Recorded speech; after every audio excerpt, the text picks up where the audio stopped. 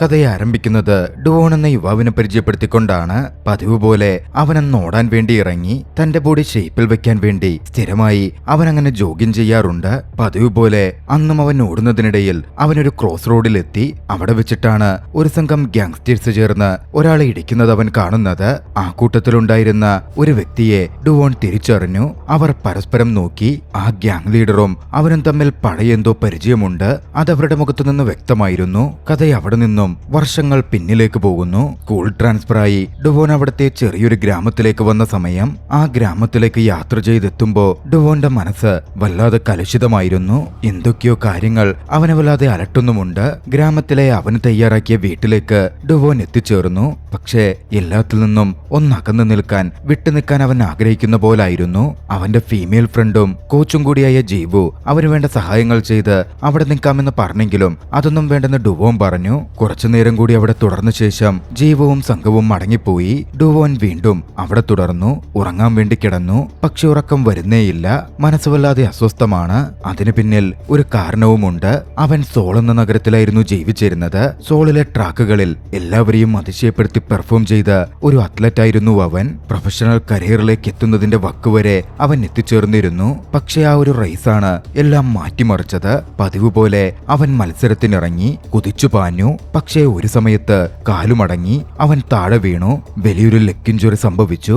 അവന്റെ കോച്ച് ജീവുവും സഹപ്രവർത്തകരും അവനടുത്തേക്ക് ഓടിയെത്തി. ഉടനടി അവനെ ആശുപത്രിയിൽ എത്തിച്ചു.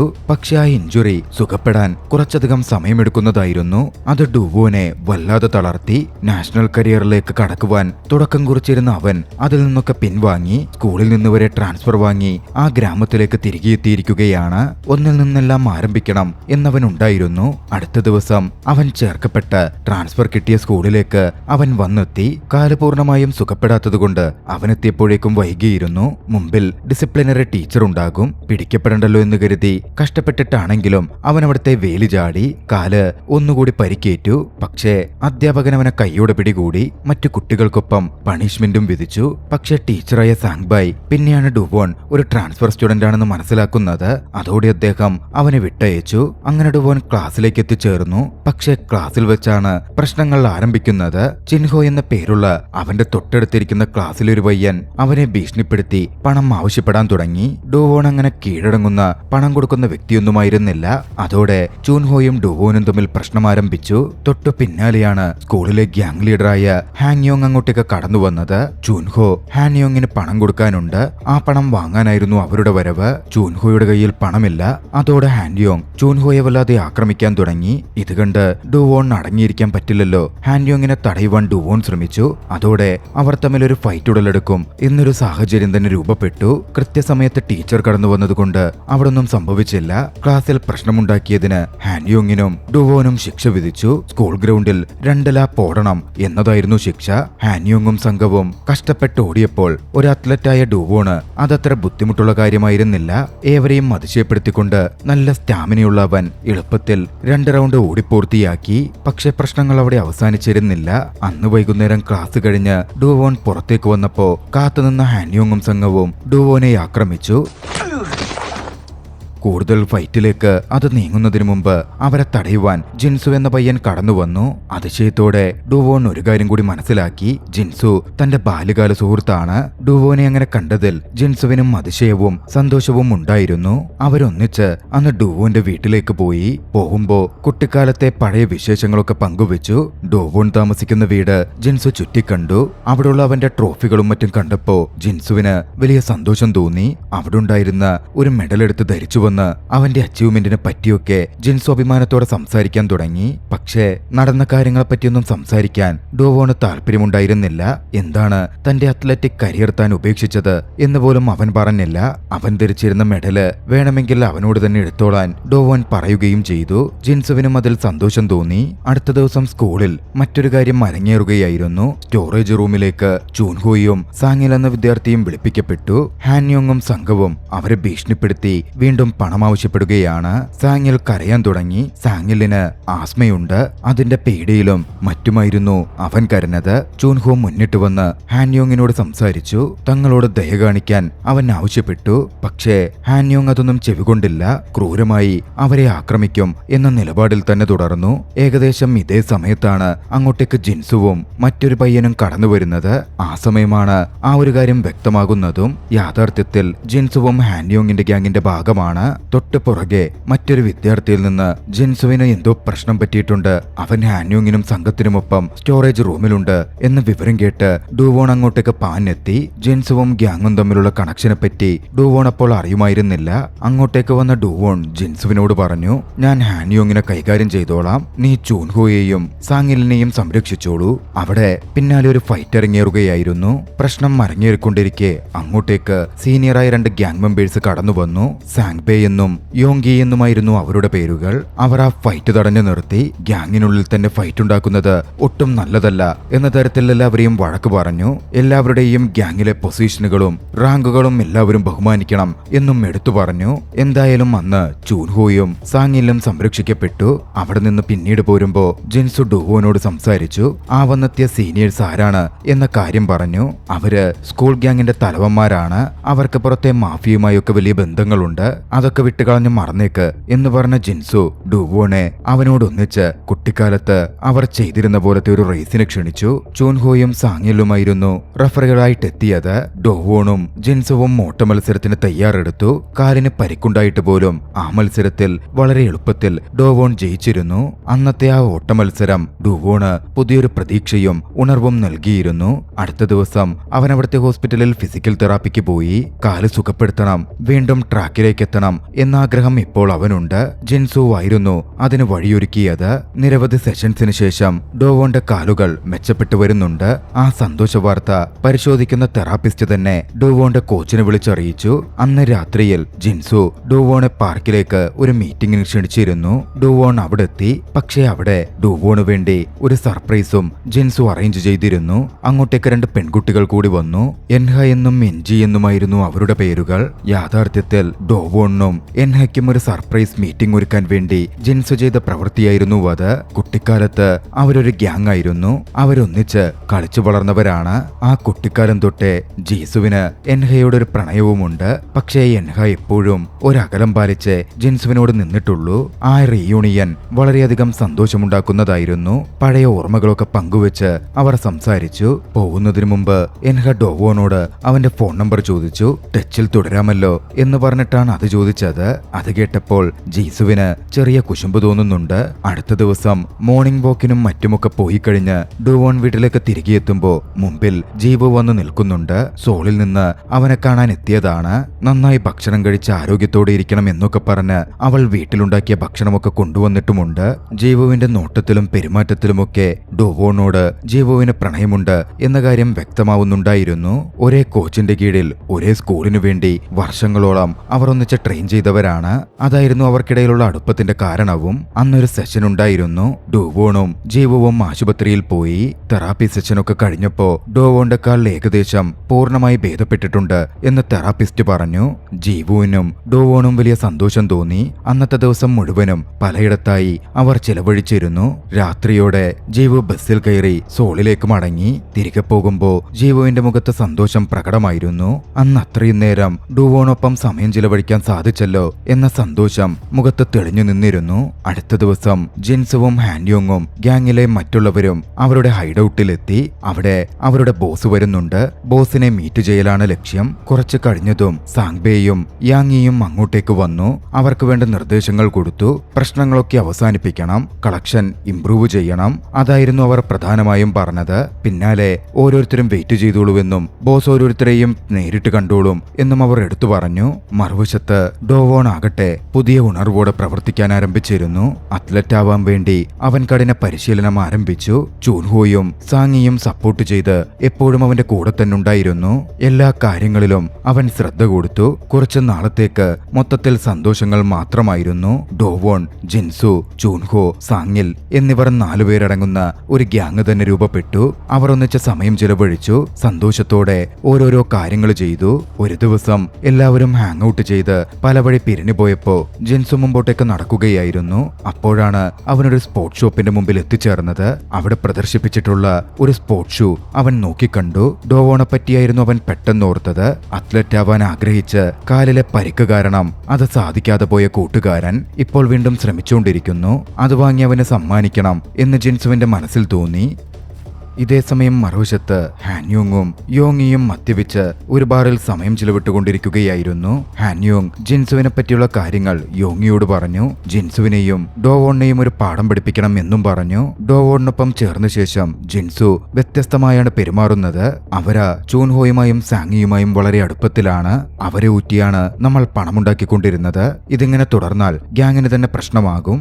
ഗ്രൂപ്പ് ഓർഡർ പ്രകാരം സാങ്ബേയാണ് അവരുടെ പ്രധാന ലീഡർ. സാങ്ബേയുടെ അനുമതിയില്ല ജിൻസുവിനെതിരെ തിരിയാൻ പറ്റില്ല എന്നൊക്കെ യോങ്കി പറഞ്ഞപ്പോ ഹാങ്യോങ് യോങ്ങിയെ പിരികേറ്റി സാങ്ബയെ മാറ്റി നിങ്ങളാണ് ലീഡർ ആവേണ്ടത്, അതിനുള്ള എല്ലാ യോഗ്യതയും നിങ്ങൾക്കുണ്ട് എന്ന മട്ടിലൊക്കെ സംസാരിച്ചു. ആ ലീഡർ സ്ഥാനത്തിന് യോങ്ങിയും ഒരുപാട് കൊതിച്ചിരുന്നു. അതുകൊണ്ട് തന്നെ ഹാൻയോങ്ങിന്റെ തീരുമാനങ്ങൾക്ക് കൂട്ടുനിൽക്കാൻ യോങ്ങി തീരുമാനിച്ചു. അടുത്ത ദിവസം രാവിലെ മുതൽ ജിൻസുവിനെ കണ്ടതേയില്ല. വൈകുന്നേരമായിട്ടും ജിൻസുവിനെ കാണാതായപ്പോ ഡോവോൺ അസ്വസ്ഥമായി. ഒന്നും ഉണ്ടാവില്ല എന്ന മട്ടിൽ ചൂൻഹോയും സാങ്ങിയും അവനോട് പറഞ്ഞെങ്കിലും ഡോവോണ് ടെൻഷൻ അടക്കാൻ പറ്റിയില്ല. എൻഹയ്ക്ക് എന്തെങ്കിലും അറിയാവുമായിരിക്കോ എന്ന് ചിന്തിച്ച് അവൻ എൻഹയെ കാണാൻ പോയി. അന്ന് അവരിരുവരും സംസാരിച്ച് പുറത്തിറങ്ങി. ജിൻസുവിന്റെ ഗ്യാങ്ങുമായുള്ള ബന്ധങ്ങളും അതിനെപ്പറ്റിയുള്ള ആശങ്കകളുമൊക്കെ എൻഹ പങ്കുവച്ചു. ജിൻസു നല്ലൊരു മനുഷ്യനാണ്, പക്ഷേ ഗ്യാങ്ങുമായുള്ള അവന്റെ പരിപാടികൾ അത്ര നല്ലതല്ല. അതുകൊണ്ടാണ് താൻ അവനിൽ നിന്ന് അകന്നു നിൽക്കുന്നത് എന്ന് എൻഹ എടുത്തു പറഞ്ഞു. ആ സമയം ഡുവോണ് കാര്യം മനസ്സിലായി. എൻഹയ്ക്ക് ജിൻസുവിനോടും പ്രണയമുണ്ട്, പക്ഷേ ഈ കാര്യങ്ങൾ കൊണ്ട് അവൾ അകന്നു നിൽക്കുകയാണ്. ഡുവോൺ അവളോട് പറഞ്ഞു, എല്ലാം നല്ല രീതിയിലാക്കുന്ന കാര്യം ഞാൻ ഏറ്റു. അവരങ്ങനെ സംസാരിച്ച് നടന്നു പോകുന്നത് ഹാൻയോങ് കണ്ടിരുന്നു. അതിന്റെ ഫോട്ടോ അവനുടൻ മൊബൈലിൽ പകർത്തി നുണക്കഥകൾ അടിച്ചിറക്കി അത് വെച്ച് ജിൻസുവുമായി ഡുവോണിനെ തെറ്റിക്കാം എന്ന് ഹാൻയോങ് കണക്ക് കൂട്ടിയിരുന്നു. അന്ന് രാത്രിയിൽ കരോക്കെ ബാറിൽ വെച്ച് അവരുടെ ബോസിനെ ഗ്യാങ് മെമ്പേഴ്സ് ഒക്കെ മീറ്റ് ചെയ്യുന്നുണ്ടായിരുന്നു. ജിൻസു അവിടെയായിരുന്നു ഉണ്ടായിരുന്നത്. സാങ്ബൈ എത്തിയപ്പോ എല്ലാവരും ഭവ്യതയോടെ തലവണങ്ങി നിന്നു. പിന്നാലെ യോങ്ങി അങ്ങോട്ടേക്ക് കടന്നുവന്ന് ജിൻസുവിനെ ബോസുമായി തനിച്ചു സംസാരിക്കണം എന്ന് പറഞ്ഞ് കൂട്ടിക്കൊണ്ടുപോയി. പറഞ്ഞ ഇടത്തേക്ക് ജിൻസു എത്തിച്ചേർന്നപ്പോ കണ്ടത് അവിടെ ഹാൻയോങ് അവനായി വെയിറ്റ് ചെയ്യുന്നതായിരുന്നു. ഹാൻയോങ് അവിടെ വെച്ച് തലേന്ന് താൻ കണ്ട കാര്യങ്ങൾ വളച്ചൊടിച്ച് സംസാരിച്ചു. നീയില്ലാത്ത സമയം നോക്കി നിന്റെ കൂട്ടുകാരൻ ഡോവോൺ നിന്റെ ഗേൾഫ്രണ്ടായ എൻഹയില്ലേ അവളുമായി ഔട്ടിങ്ങിന് പോയി. അവരെ ചുംബിക്കുന്നത് ഞാൻ കണ്ടു. ഹാൻയോങ് അത് പറഞ്ഞെങ്കിലും അത് വിശ്വസിക്കാൻ ജിൻസു ഒരുക്കമായിരുന്നില്ല. പക്ഷേ താനെടുത്ത ഫോട്ടോ ജിൻസുവിനവൻ കാണിച്ചു കൊടുത്തു. അതോടെ ജിൻസു വല്ലാതായി. നുണകൾ കൊണ്ട് അവരുടെ ഫ്രണ്ട്ഷിപ്പ് തകർക്കലായിരുന്നു ഹാൻയോങ്ങിന്റെ ലക്ഷ്യം. അടുത്ത ദിവസം സ്കൂളിലെത്തിയപ്പോ രാവിലെ തന്നെ ഡോവോൺ ഒരു മെസ്സേജ് അയച്ച് കൺഫ്യൂഷൻ ക്ലിയർ ചെയ്യാൻ ജിൻസു തീരുമാനിച്ചു. അവൻ മെസ്സേജ് ടൈപ്പ് ചെയ്തെങ്കിലും അവൻ ആ മെസ്സേജ് അയച്ചതേയില്ല. തൊട്ടു പിന്നാലെ അങ്ങോട്ടേക്ക് ഹാൻയോങ്ങും യോങ്ങിയും കടന്നു വന്നു. ചൂൻഹോയും സാങ്ങിയും പിടികൂടപ്പെട്ട് അവരുടെ കൂടെ തന്നെയുണ്ട്. അവരിൽ നിന്ന് പണം ആവശ്യപ്പെട്ട് അവർ പ്രശ്നമുണ്ടാക്കാൻ തുടങ്ങി. ഇത്തവണ യോങ്കി ചൂൻഹോയെയും സാങ്ങിയെയും മർദ്ദിക്കാൻ വേണ്ടി ജിൻസുവിനോട് ആവശ്യപ്പെട്ടു. ഗ്യാങ്ങിനോടുള്ള ലോയൽറ്റി തെളിയിക്കണമെങ്കിൽ നീ അത് പ്രവർത്തിക്കണം എന്നായിരുന്നു യോങ്കി പറഞ്ഞത്. ജിൻസു മടിച്ചു നിന്നു. ചൂൻഹോയും സാങ്ങിയും അങ്ങനെ ഏതെങ്കിലും വിദ്യാർത്ഥികളല്ല, അവന്റെ ഉറ്റ സുഹൃത്തുക്കളാണ്. ജിൻസു പക്ഷെ മടിച്ചു നിന്നപ്പോ ജിൻസു ആ പ്രവൃത്തി ചെയ്യുന്നത് ഉറപ്പുവരുത്താൻ യോങ്കി ഹാൻയോങ്ങിനോട് പറഞ്ഞു. ഇതേസമയം മറുവശത്ത് ആ വിവരം ഡോവോന്റെ ചെവിയിലെത്തിയിരുന്നു. ഡോവോൺ സ്റ്റോറേജ് റൂമിലേക്ക് പാഞ്ഞെത്തി. അവിടെ കണ്ട കാഴ്ച ഡോവോണ് വിശ്വസിക്കാൻ പറ്റുന്നതായിരുന്നില്ല. ഒരിക്കൽ ജിൻസു പ്രൊട്ടക്ട് ചെയ്ത് അതേ കൂട്ടുകാരെ അവൻ മർദ്ദിച്ചുകൊണ്ടിരിക്കുന്നു. ദേഷ്യം വന്ന ഡോവോൺ ജിൻസുവിനെ കടന്നാക്രമിച്ചു. പക്ഷേ ജിൻസു തിരികെ ഇടിച്ചില്ലെന്നും മാത്രമല്ല മറ്റൊരു വിദ്യാർത്ഥിയെ മർദ്ദിച്ച് നീ നിന്റെ കാര്യം നോക്കിപ്പോടാ എന്ന മട്ടിൽ പറയുകയും ചെയ്തു. അവിടെ നിന്നും ചില കാര്യങ്ങൾ വ്യക്തമാവുകയായിരുന്നു. ആ സംഭവത്തോടെ അവരുടെ ഫ്രണ്ട്ഷിപ്പിൽ വിള്ളൽ വീണിരിക്കുന്നുവെന്ന്. ഇതൊക്കെ കണ്ട് ഹാൻയോങ് ആകട്ടെ വല്ലാത്തൊരു രീതിയിൽ ചിരിക്കുന്നുമുണ്ടായിരുന്നു. അവന്റെ പ്ലാൻ വർക്കായി കഴിഞ്ഞിരിക്കുന്നു. അടുത്ത ദിവസം പുലർച്ചെ തലേ ദിവസം നടന്ന കാര്യങ്ങളൊക്കെ വിട്ടൊഴിഞ്ഞ് പതിവ് പോലെ ഡോവോൺ ജോഗിങ്ങിനിറങ്ങി. അത്ലറ്റ് ആവുക എന്ന ലക്ഷ്യം അവനിപ്പോൾ പൊടിതട്ടിയെടുത്തിരിക്കുകയാണ്. അതിനായി കഷ്ടപ്പെടുന്നു. മറുവശത്ത് യോങ്കി വിളിച്ചതിനെ തുടർന്ന് കരോക്കെ ബാറിലേക്ക് ജിൻസു ചെന്നെത്തുകയായിരുന്നു. അവിടെ എത്തിയ അവൻ യോങ്കിയോടും സാങ്ബേയോടുമുള്ള തന്റെ വിധേയത്വം തുടരുമെന്നും ഗ്യാങ്ങിന്റെ ഭാഗമായി താൻ തുടരുമെന്നും തന്റെ മറ്റു ഫ്രണ്ട്സിനെ ഉപേക്ഷിക്കാൻ താൻ തയ്യാറാണ് എന്നും അറിയിച്ചു. പക്ഷേ അത് പറഞ്ഞ് ജിൻസു അവിടെ നിന്ന് ഇറങ്ങാൻ തുടങ്ങിയപ്പോഴേക്കും അവിടെ ഉണ്ടായിരുന്ന ഹാൻയോങ് ഒരു ആയുധം ഉപയോഗിച്ച് ജിൻസുവിനെ ആക്രമിച്ചു. യോങ്ങിയും ഹാൻയോങ്ങും ഒന്നിച്ച് പ്ലാൻ ചെയ്ത് ജിൻസുവിനെ ഇവിടെ വരുത്തിയതായിരുന്നു. ഗ്യാങ്ങിൽ അവരുടെ സ്ഥാനം ഊട്ടിയുറപ്പിക്കാൻ വേണ്ടിയായിരുന്നു അവരത് പ്രവർത്തിക്കുന്നത്. മറ്റു വഴികളില്ലാതെ ജിൻസു അവർക്കെതിരെ ഫൈറ്റ് ചെയ്യാൻ ആരംഭിച്ചു. അവരെയൊക്കെ അടിച്ചൊതുക്കി ചോരയിൽ കുളിച്ചായിരുന്നു അന്നവൻ പുറത്തിറങ്ങിയത്. പുറത്തെത്തിയപ്പോ സത്യങ്ങൾ അറിയുവാൻ എൻഹായെ വിളിക്കാൻ വേണ്ടി ജിൻസു ശ്രമിച്ചു. വൈകാതെ എല്ലാ സത്യങ്ങളും ജിൻസുവിന് മനസ്സിലായി. ഡോവോണെയും കൂട്ടുകാരെയും തന്നിൽ നിന്ന് അകറ്റുവാൻ വേണ്ടി യോങ്കിയും ഹാൻയോങ്ങും ചേർന്ന് പ്ലാൻ ചെയ്തതാണ് ഈ കളികളൊക്കെയെന്ന്. അടുത്ത ദിവസം സ്കൂളിലേക്കെത്തിയ ജിൻസു ഗ്യാങ്ങിലെ ഹാങ്യോങ്ങിന്റെ ആളുകളെയും മറ്റും വിളിച്ച് ചൂൻഹോയെയും സാങ്ങിയെയും റൂഫ് ടോപ്പിലേക്ക് കൂട്ടിക്കൊണ്ടുവരാൻ ഉത്തരവിട്ടു. ഇനി എന്ത് സംഭവിക്കും എന്നാർക്കും ഒരു പിടിയുമുണ്ടായിരുന്നില്ല. അന്ന് കുറച്ചുനേരം കഴിഞ്ഞപ്പോ ഡുവോൻ ഒരു വിവരം വന്നെത്തി. സാങ്ങി കുഴഞ്ഞു വീണതിനെ തുടർന്ന് ആശുപത്രിയിൽ അഡ്മിറ്റ് ചെയ്യപ്പെട്ടിരിക്കുന്നു. അങ്ങോട്ടേക്ക് ഡുവോൻ പാഞ്ഞെത്തി. അബോധാവസ്ഥയിൽ അവന്റെ ചികിത്സ തുടർന്നുകൊണ്ടിരിക്കുകയാണ്. ആശുപത്രി മുറിയിലെത്തി അവനെ കണ്ടപ്പോ അവന്റെ യൂണിഫോമിലുണ്ടായിരുന്ന മറ്റൊന്ന് കണ്ടപ്പോ ഡുവോൺ ഞെട്ടിപ്പോയി. അവന്റെ യൂണിഫോമിന്റെ കൂട്ടത്തിൽ പണ്ട് അവൻ ജിൻസുവിന് സമ്മാനിച്ച മെഡലുമുണ്ട്. സാങ്ങിയെ ഈ അവസ്ഥയിലാക്കിയത് ജിൻസുവാണെന്ന് അതോടെ ഡുവോൺ ഉറപ്പിച്ചു. അതിന് ജിൻസുവിന് പണി കൊടുക്കാൻ ഡുവോൺ തീരുമാനിച്ചു. ജിൻസു പതിവായി നടന്നു പോകുന്ന വഴിയിൽ ഡുവോൺ കാത്തുനിന്നു. ജിൻസു വന്നപ്പോ സാങ്ങിലിനെ ജിൻസു ആക്രമിച്ചതിന്റെ പേരിൽ ഡുവോൺ അവനെ തിരികെ ഇടിച്ചു. ജിൻസു പക്ഷേ ഡുവോണിയൊന്നും ചെയ്തതേയില്ല. എല്ലാ ഇടികളും അവൻ ഏറ്റുവാങ്ങി. അടുത്ത ദിവസം സ്കൂളിലെത്തിയ ചൂൻഹോയെ ഡോവോൺ കണ്ടു. സാങ്ങിക്ക് അപകടം പറ്റിയ ആശുപത്രിയിലായ ശേഷം ചൂൻഹോയെ ഡോവോൺ കണ്ടിട്ടേ ഉണ്ടായിരുന്നില്ല. യാഥാർത്ഥ്യത്തിൽ അന്ന് റൂഫ് ടോപ്പിൽ എന്താണ് നടന്നത് എന്നവൻ ചൂൻഹോയോട് ചോദിച്ചു. ചൂൻഹോ ആദ്യമൊന്നും പറയാൻ കൂട്ടാക്കുന്നുണ്ടായിരുന്നില്ല.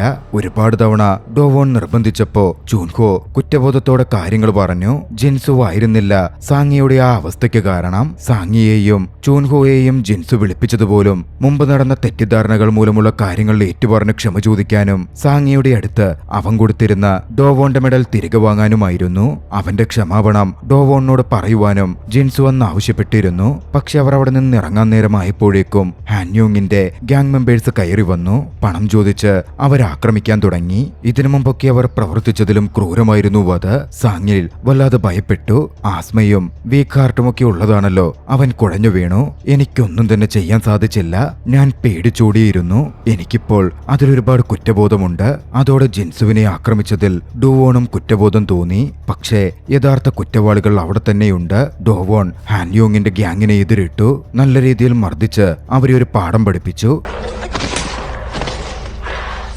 അവരിൽ നിന്നും ചൂൻഹോ പറഞ്ഞത് സത്യമാണ് എന്നൊന്നുകൂടി ഡോവോണ് മനസ്സിലായി. അന്ന് സ്കൂൾ വിട്ടിറങ്ങിയപ്പോ ഡുവോണെ കാത്ത് എൻഹ നിൽക്കുന്നുണ്ടായിരുന്നു. കഴിഞ്ഞ കുറച്ച് ദിവസമായി ജിൻസുവിനെ പറ്റി വിവരമില്ലെന്നും ജിൻസു എവിടെയാണെന്ന് അറിയാമോ എന്ന ആശങ്കയോടെ അന്വേഷിക്കാൻ എത്തിയതായിരുന്നു എൻഹ.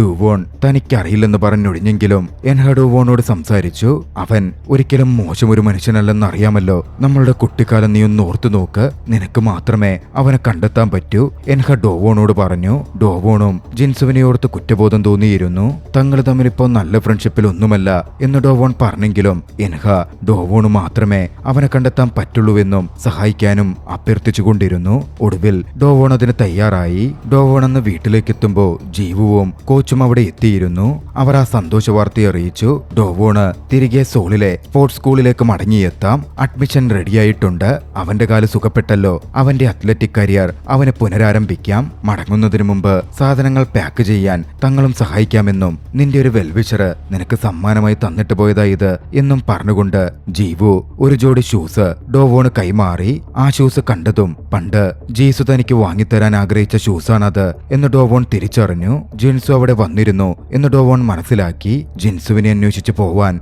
ഡോവോൺ തീരുമാനിച്ചു. വസ്ത്രം മാറി അവൻ എല്ലായിടത്തും ജിൻസുവിനെ അന്വേഷിച്ചു. കണ്ടുകിട്ടിയില്ല. ഒടുവിൽ ഹാൻയോങ്ങിന്റെ മുമ്പിലേക്ക് അവൻ എത്തിച്ചേർന്നു. ഹാൻയോങ്ങിനോട് ഡോവോൺ എവിടെയെന്ന് ചോദിച്ചു. അവനെ മർദ്ദിച്ചുകൊണ്ട് ജിൻസുവിനെ പറ്റി പറയാൻ ഹാൻയോങ് തയ്യാറായില്ലെങ്കിലും തിരികെ ഇടിക്കാതെ മർദ്ദനം ഏറ്റുവാങ്ങി ജിൻസുവിനെ പറ്റിയുള്ള സത്യങ്ങൾ ചോദിച്ചുകൊണ്ടിരുന്നപ്പോ ഒടുവിൽ മനസ്സോടെ ജിൻസു എവിടെയുണ്ട് എന്ന കാര്യം ഹാൻയോങ് തന്നെ വെളിപ്പെടുത്തി. അവരുടെ ഗ്യാങ്ങിന്റെ ഏരിയയായ ഹൈഡൌട്ടായ ആ കരോക്കെ ബാറിന്റെ അഡ്രസ് ആയിരുന്നു ഹാൻയോങ് നൽകിയത്. ഡോവോൺ അങ്ങോട്ടേക്ക് ഓടിയെത്തി. അകത്തുനിന്നും മർദ്ദനത്തിന്റെ വലിയ ശബ്ദം കേൾക്കുന്നുണ്ടായിരുന്നു. സാങ്ബയുടെ ഗ്യാങ്ങിലെ നിരവധി പേർ താഴെ അടിവീണ് കിടക്കുന്നു കേൾക്കുന്നുമുണ്ട്. ഡോവോൺ ഭയത്തോടെ മുമ്പോട്ടേക്ക് കയറി ചെന്നു.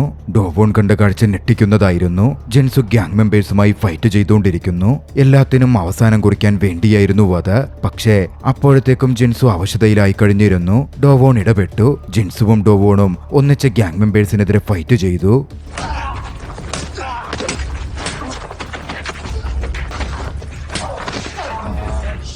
ഒടുവിൽ അവരെയൊക്കെ അടിച്ചിട്ട ശേഷം അവിടെ നിൽക്കുമ്പോഴാണ് പോലീസ് സൈറന്റെ ശബ്ദം കേട്ടത്. അപകടം മണത്തി അവർ അവിടെ നിന്ന് പുറത്തേക്കിറങ്ങി ഓടി. പോലീസ് പിന്നാലെ വരുന്നുണ്ടായിരുന്നു. മുമ്പോട്ടേക്ക് ഒന്നിച്ചോടിക്കൊണ്ടിരുന്നവരിൽ ജിൻസു പെട്ടെന്ന് നിന്നു. താൻ ഡോവോന്റെ കൂടെയോടിയാൽ ഡോവോന്റെ ഭാവി ഇല്ലാതാകും. അവന് പിന്നീട് ഒരു അത്ലറ്റ് ആവാൻ സാധിക്കില്ല. തെറ്റൊന്നും ചെയ്യാത്ത അവൻ എന്തിനെനിക്ക് വേണ്ടി അവന്റെ കരിയർ നശിപ്പിക്കണം എന്നായിരുന്നു ജിൻസു അപ്പോൾ ചിന്തിച്ചത്. ജിൻസു പോലീസിന് പിടികൊടുത്തു. അന്നായിരുന്നു ഡോവോണും ജിൻസുവും അവസാനമായി കണ്ടത്. വർഷങ്ങൾ പിന്നിട്ടിരിക്കുന്നു. കഥ പ്രസന്റിലേക്ക് തിരികെ വരികയാണ്. ജോഗിങ്ങിനിറങ്ങിയ ഡോവോൺ ഗ്യാങ് ലീഡറായി മാറിക്കഴിഞ്ഞ ജിൻസുവിനെ എന്ന തെരുവിൽ വെച്ച് കണ്ടു. പരസ്പരം നോക്കി നിന്നവരുടെ കണ്ണുകൾ ഒരുപാട് കാര്യം സംസാരിച്ചിരിക്കണം. പക്ഷെ അവർ അടുത്തടുത്ത് വന്നില്ല. ജിൻസു തന്റെ കാറിലേക്ക് കയറി അവിടെ നിന്ന് വേഗത്തിൽ പോയി. ഡോവോൺ ഒരു നിമിഷം അവിടെ നിന്നു. വീണ്ടും തന്റെ ഓട്ടം തുടർന്നു. താൻ തിരഞ്ഞെടുത്ത ജീവിതവുമായി ജിൻസു മുമ്പോട്ടേക്ക് പോകുന്നു. താൻ എന്തിലാണോ മികച്ചത് അതുമായി ഡോവോണും അവൻ ഓടിക്കൊണ്ടേയിരുന്നു. ജീവിതത്തിന്റെ വഴിത്തിരിവുകളും ഒടുവിൽ എത്തിച്ചേരുന്ന ഇടങ്ങളും ലക്ഷ്യബോധവും പല കാര്യങ്ങളും പറഞ്ഞുവെക്കുന്ന അതിഗംഭീരമായ ഈ ചലച്ചിത്രം ആ ദൃശ്യങ്ങളോടെ അവസാനിക്കുകയാണ്. നിങ്ങൾക്ക് ഈ കഥ ഇഷ്ടമായെങ്കിൽ വീഡിയോ ലൈക്ക് ചെയ്യുക. അഭിപ്രായങ്ങളും നിർദ്ദേശങ്ങളും കമന്റുകളിൽ രേഖപ്പെടുത്തുക. കഴിയുമെങ്കിൽ ചാനൽ സബ്സ്ക്രൈബ് ചെയ്തും കൂട്ടുകാർക്ക് ഷെയർ ചെയ്തു കൊടുത്തും ഞങ്ങളെ സപ്പോർട്ട് ചെയ്യുക. അടുത്ത എപ്പിസോഡിൽ മറ്റൊരു മികച്ച ചലച്ചിത്രവുമായി നമുക്ക് കണ്ടുമുട്ടാം. അതുവരെ ബൈ.